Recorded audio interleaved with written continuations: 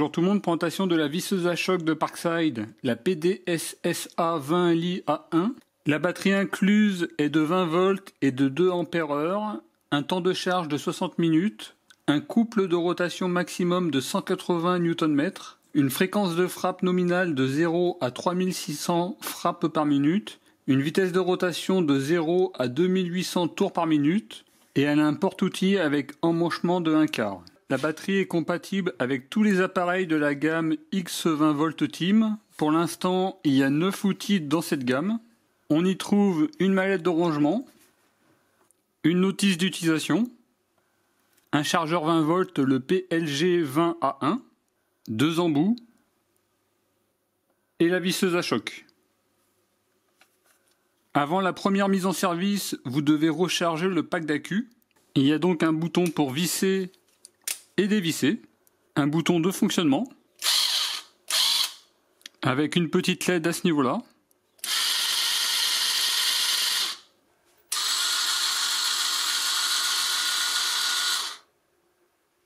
Au niveau de la batterie, ici vous avez un indicateur de charge. Là, elle est indiquée totalement chargée, mais bon, il faut penser à la charger avant la première utilisation. Ici, pour retirer la batterie, il y a un mandrin compatible avec les embouts 1/4. Ce sont donc ce genre de petits embouts. Il suffira de tirer et de mettre l'embout. Alors, au niveau du mandrin, vous n'allez pas pouvoir y mettre les petits embouts directement. Vous voyez, si vous les mettez directement, ils ne tiendront pas. Et si vous essayez de les enfoncer, le système ne va pas se bloquer en fin de compte. C'est pour cela qu'une rallonge est incluse. Et ensuite, vous allez pouvoir y mettre vos petits embouts.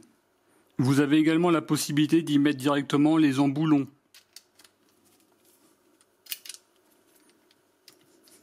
Ici, vous avez 2 aimants afin de pouvoir y mettre vos embouts.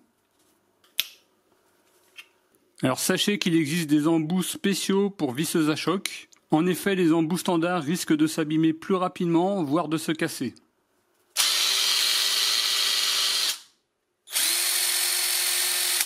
Pour ceux qui se demandaient s'il y avait des étincelles, donc en effet, il y a des étincelles. Mais en tout cas, sur l'ancien modèle, il y avait également des petites étincelles. Au niveau des changements par rapport à l'ancienne version, je dirais qu'il y en a 2. Le premier étant esthétique. Le deuxième changement étant la batterie qui est par défaut à 2 ampères et celle-ci étant à 1,5 ampères. Les autres caractéristiques étant inchangées en termes de vitesse et de puissance.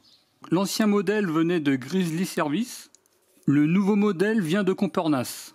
Il pourra peut-être y avoir des petits changements de puissance, même s'ils sont annoncés toutes les deux à 180 Nm. Elle pèse 1,7 kg. L'ancien modèle pesait 1,550 kg. Hors batterie, elle pesait 1,189 kg. Et maintenant, elle pèse 1,286 kg. Alors si ça vous intéresse, je peux vous faire une vidéo des avantages et des inconvénients d'une visseuse à choc par rapport à une visseuse standard. Donc n'hésitez pas à me le dire en commentaire. Là, normalement, vous devriez avoir des vidéos de test qui s'affichent. Voilà, en tout cas, moi je vous remercie d'avoir regardé cette vidéo et je vous dis à très bientôt. Au revoir.